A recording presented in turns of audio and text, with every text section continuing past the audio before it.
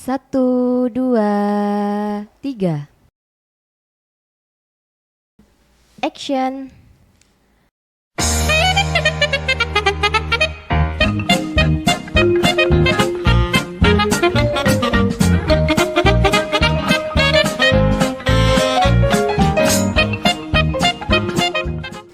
Halo Unpaders, selamat datang di podcast Cuap-Cuap Karir episode ke-8. Podcast ini membahas seputar persiapan karir dan menghadirkan tokoh sivitas akademik Universitas Padjadjaran. Kali ini kita kedatangan narasumber spesial yaitu Pak Budi Mulyana yang merupakan Sekretaris Program Studi Manajemen Produksi Media di Universitas Padjadjaran. Halo Pak Budi. Halo Unpaders. Di era digital saat ini, Pak Budi memiliki peran penting dalam merencanakan juga mengelola pendidikan dan menjadi tutor akademisi.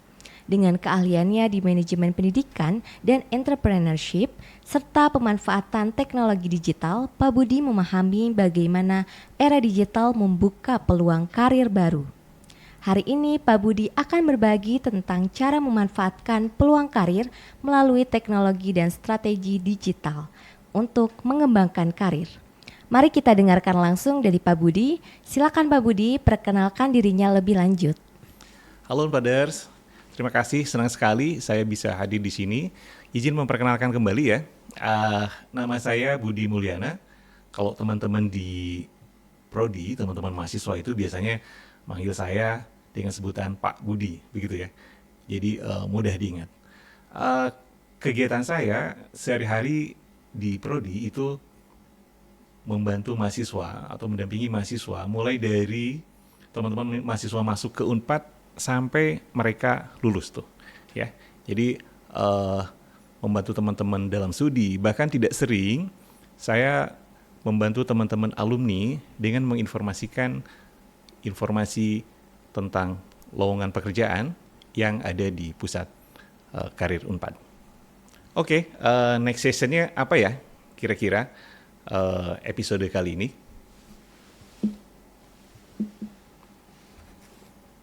Oke, terima kasih. Episode di Cuap-Cuap Karir kali ini temanya memanfaatkan peluang karir di era digital. Cukup menarik tema kali ini ya. Kita ini kayaknya ada beberapa pertanyaan rahasia ya. Jadi saya juga belum baca nih pertanyaannya kira-kira apa. Kita coba bahas satu persatu. Kita akan buka dulu ya.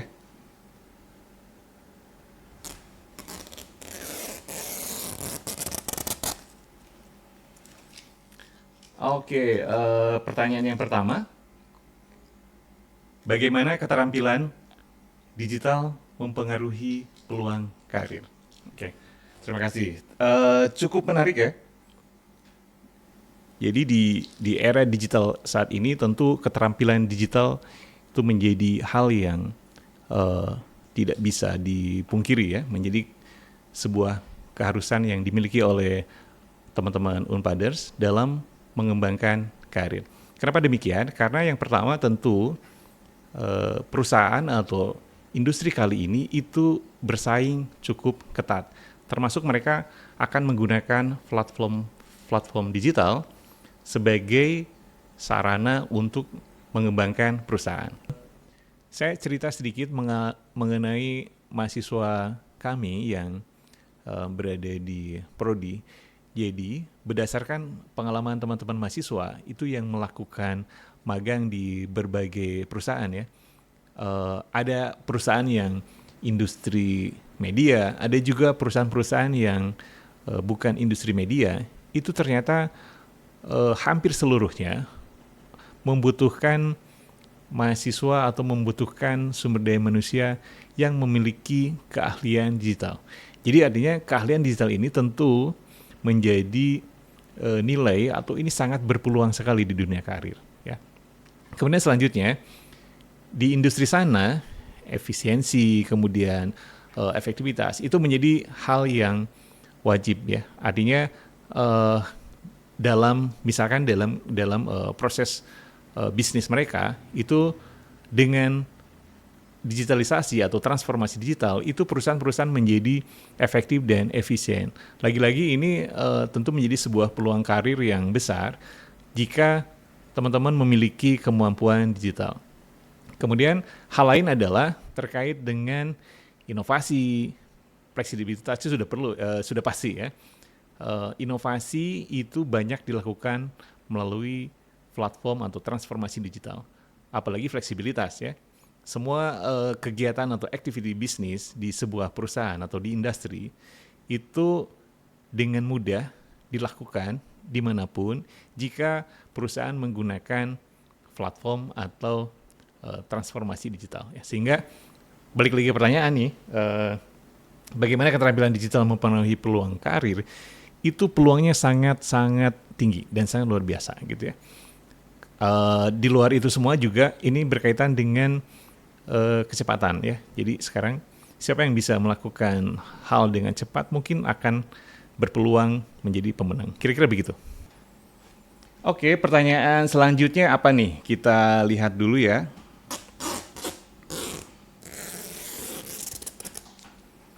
Nah, teman-teman Unpaders, pertanyaan selanjutnya yaitu tantangan utama memanfaatkan teknologi untuk kemajuan karir. Ya, tentu ini tidak mudah ya, karena tidak semua orang itu bisa memanfaatkan teknologi dengan mudah. Ya. Pertama, tentu karena teknologinya itu berubahnya sangat cepat.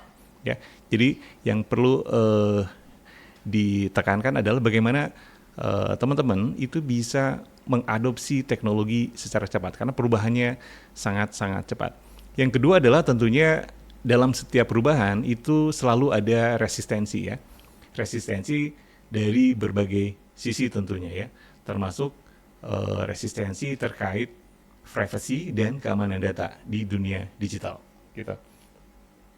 Nah, selain itu juga tentu untuk memanfaatkan teknologi itu kita perlu pelajari ya berbagai platform yang sudah ada saat ini dengan meluangkan waktu ya, karena setiap platform itu mempunyai karakter tersendiri. Misalnya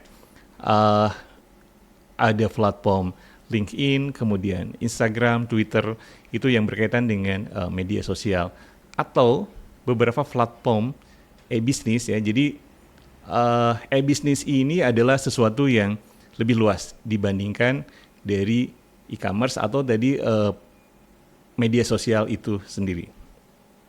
Pertanyaan ketiga, kita buka lagi.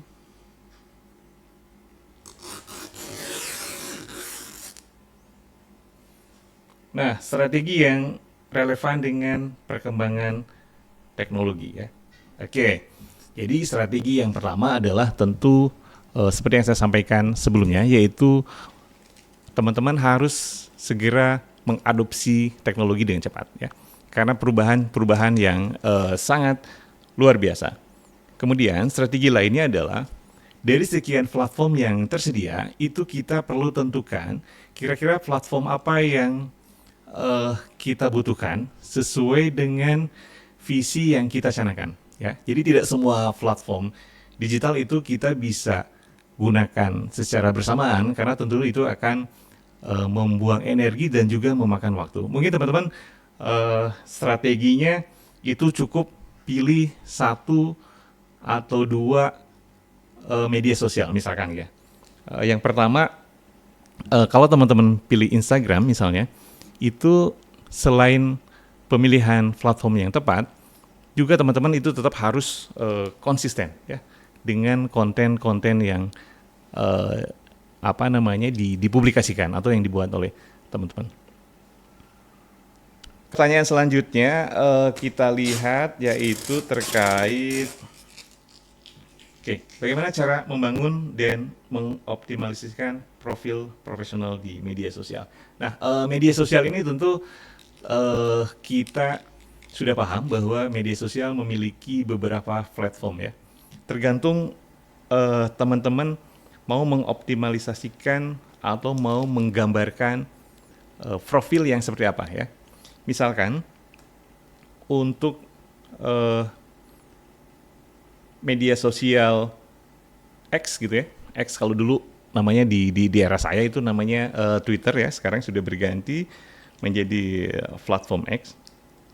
Nah, mungkin teman-teman perlu membuat semacam konten atau singkatnya terkait cool tweet ya. Ada namanya kuliah Twitter tuh.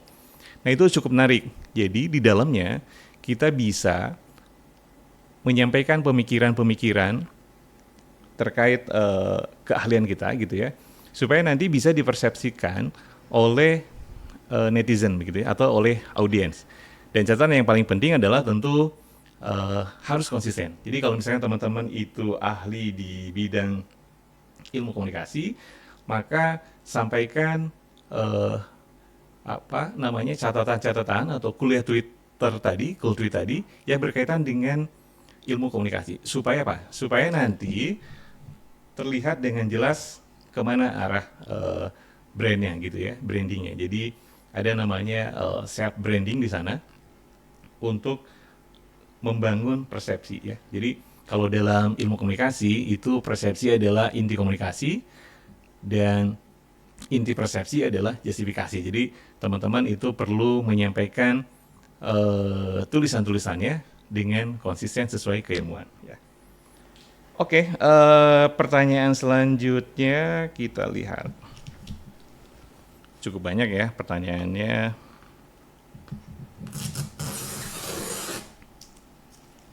Oke, bagaimana cara membangun jaringan profesional di era digital? Lagi-lagi teman-teman, sebetulnya membangun jaringan di era digital itu kita tidak perlu create dari nol ya. Karena sudah banyak platform di luaran sana yang berkaitan dengan network profesional begitu ya. Contohnya misalkan yang sering dan banyak digunakan semacam LinkedIn. Kemudian untuk platform-platform kolaborasi itu juga banyak, ada Microsoft Teams, ada GitHub dan lain-lain. Jadi teman-teman juga harus tahu bagaimana menggunakan beberapa platform yang sebetulnya kita hanya menggunakan saja begitu ya. Kita hanya sebagai user saja untuk memanfaatkan value dari setiap platform tadi ya. Jadi cara membangunnya itu cukup mudah. Kita tidak perlu memiliki keahlian atau skill technical, kita hanya perlu mengetahui bagaimana cara pengoperasian atau bagaimana cara setiap platform tadi bekerja gitu ya, supaya teman-teman bisa memanfaatkan dan lagi-lagi ujungnya adalah untuk melakukan branding atau self branding gitu. Pertanyaan selanjutnya kita lihat apa ya? Pertanyaan selanjutnya.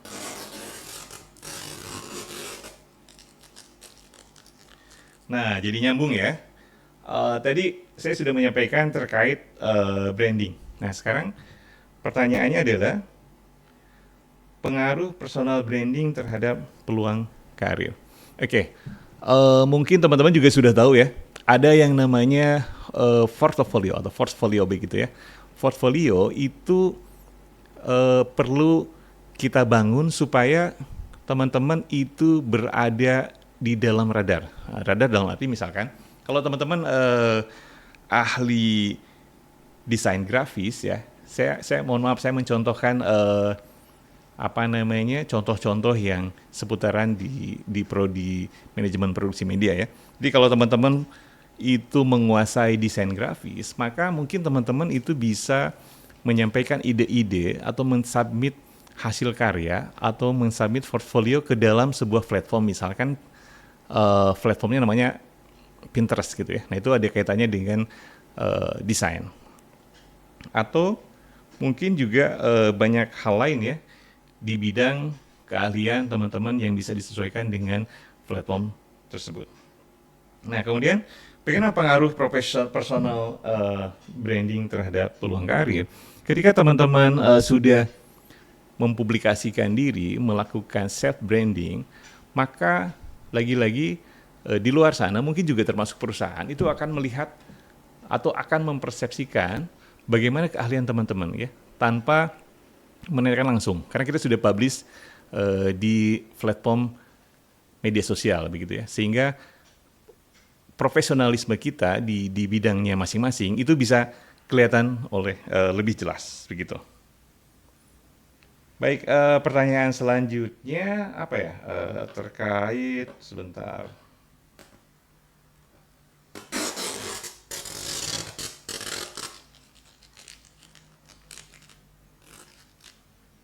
Bagaimana cara mengembangkan keterampilan digital yang dibutuhkan dalam karir? Yang pertama tentu harus segera mempelajari bidang-bidang atau platform digital tadi.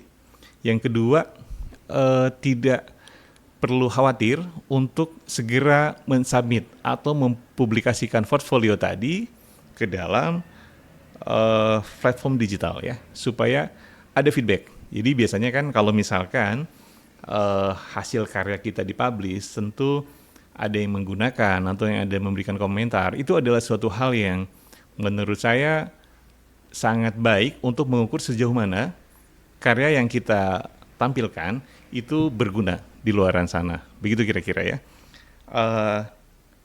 Kemudian hal lain, ada istilah freemium ya.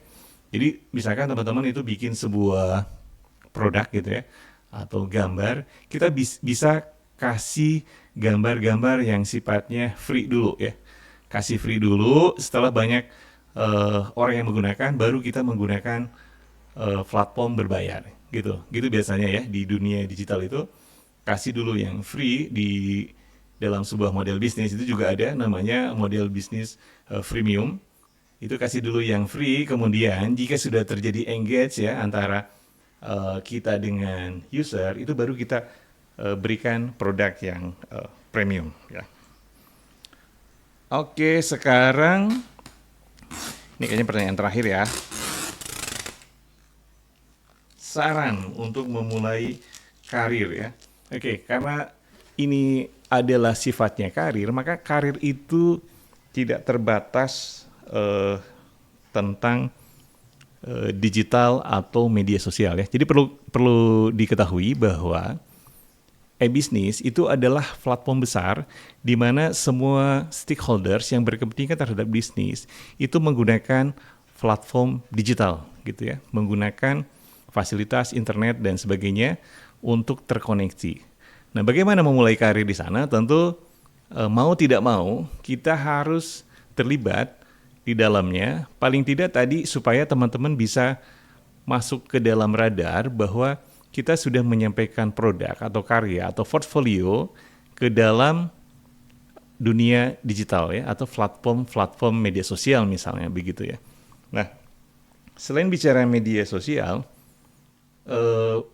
e-business itu misalkan bisa dimulai dengan platform di luar media sosial, misalkan ya website gitu ya. Kalau teman-teman bisa create portfolio melalui website, itu juga lebih bagus lagi. Apalagi misalkan nanti ujungnya itu ke e-commerce ya. E-commerce bisa menggunakan e-commerce yang sudah ada, atau teman-teman nanti bisa meng-create produk website atau e-commerce tersendiri. Oke, gitu ya. Cukup banyak pertanyaannya ya. Wah, akhirnya selesai juga ya diskusi kita di Cuap-Cuap Karir episode 8 membahas tentang manfaat peluang karir di era digital.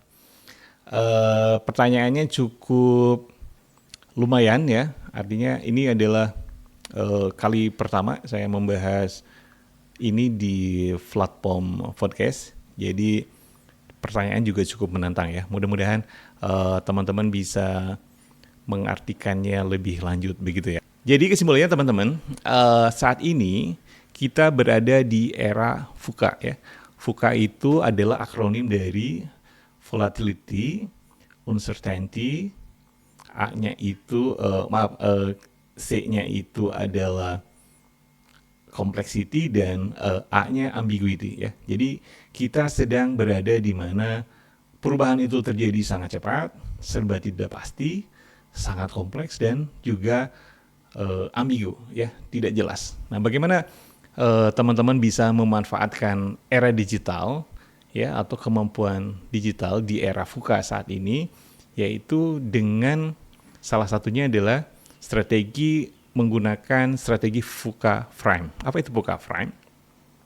VUCA frame adalah antidotes dari VUCA tadi ya. Jadi V yang pertama itu teman-teman harus jelas visionnya. Seperti yang tadi kita bahas bahwa di platform digital kita harus sampaikan dengan jelas apa tujuan dari branding kita di sosial media misalkan ya. Itu vision yang pertama. Kemudian U-nya adalah jika di VUCA tadi yang pertama itu uncertainty, maka di U yang antidotesnya yaitu understanding ya. Jadi kita harus paham ya apa yang kita buat, apa yang kita sampaikan ya. Jadi sebelum dipersepsi oleh stakeholders yang lain, kita sebagai pembuat produk atau konten tentu harus memahami produk yang kita sampaikan gitu. Nah, kemudian C-nya adalah untuk membahas sebagai antidote complexity, yaitu clarity ya. Jadi selain visi, kemudian kita harus paham, kita juga harus sangat jelas kemana nih arahnya ya, untuk membangun karir dengan di era digital saat ini. Nah, yang terakhir adalah agility. Tentu apa yang kita buat tidak langsung bisa diterima atau dipersepsi oleh stakeholders yang lain di luar sana. Artinya teman-teman harus agile ya, harus lincah, harus selalu melakukan inovasi, melakukan iterasi, supaya produk atau branding yang kita sampaikan bisa diterima dengan baik. Begitu ya, kira-kira kesimpulannya. Oke teman-teman, sampai di sini diskusi podcast Cuap-Cuap Karir episode 8. Kalau ada yang kurang jelas, teman-teman boleh follow ya, atau DM ke IG saya @budifaravisa. Mungkin nanti ada di sini begitu ya. Atau teman-teman boleh datang langsung ke Prodi Manajemen Produksi Media di Pikom Unpad. Dan karena kita sekarang sedang bertransisi menjadi sekolah vokasi, teman-teman juga boleh datang ke sekolah vokasi Unpad. Oke, saya kembalikan dulu ke host. Wah, menarik banget ya Unpaders. Hari ini kita sudah banyak belajar tentang bagaimana memanfaatkan teknologi dan strategi digital untuk mengembangkan karir. Khususnya dari pengalaman dan keahlian Pak Budi Mulyana sebagai Sekretaris Program Studi dan Tutor Akademisi. Terima kasih banyak Pak Budi untuk sharing yang sangat menarik dan penuh wawasan. Super keren dan super insightful banget ya Unpaders. Dan terakhir nih Pak Budi, bisa kasih closingan untuk podcast episode 8 pada hari ini. Silakan Pak Budi. Oke, teman-teman jangan lupa pantengin terus ya podcast Cuap-Cuap di episode selanjutnya. Sampai ketemu di Pusat Karir Universitas Pajajaran. See you Unpaders. Hallelujah.